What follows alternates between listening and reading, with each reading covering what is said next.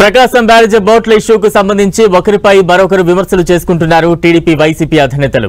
ఈ బోట్లకు టీడీపీ హయాంలోనే అనుమతులు వచ్చాయని మాజీ సీఎం జగన్ ఆరోపిస్తుంటే, కావాలనే బోట్లతో ప్రకాశం బ్యారేజ్ ను డ్యామేజ్ చేసే కుట్ర జరిగిందని, కావాలనే విధ్వంసం చేయాలని కుట్ర పన్నారని చంద్రబాబు కౌంటర్ ఇచ్చారు.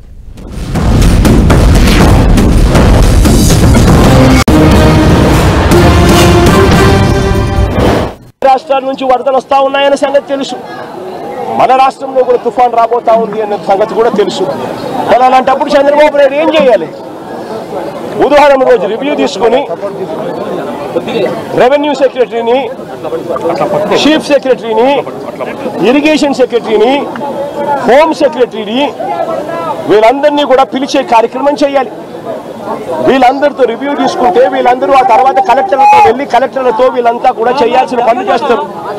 ఇరిగేషన్ సెక్రటరీ ఉన్న డ్యాములను ఖాళీ చేయిస్తాడు.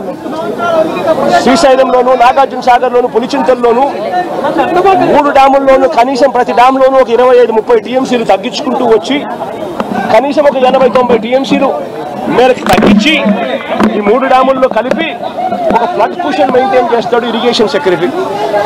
దానివల్ల పైనుంచి వచ్చే నీళ్లను, ఇతర రాష్ట్రాల నుంచి వచ్చే నీళ్లను, ఈ ఫ్లడ్ కుషన్ ఉంది కాబట్టి నీళ్లను అక్కడే ఆపిడొచ్చు.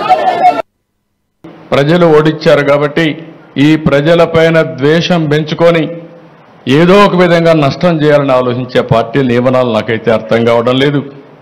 ఇలాంటి పార్టీలు రాష్ట్రంలో ఉండడమే మన దురదృష్టం అని చెప్పి కూడా నేను మీకు తెలియజేస్తాను. భారతదేశ చరిత్రలో ఎక్కడా ఇలాంటి పార్టీ ఉండదు.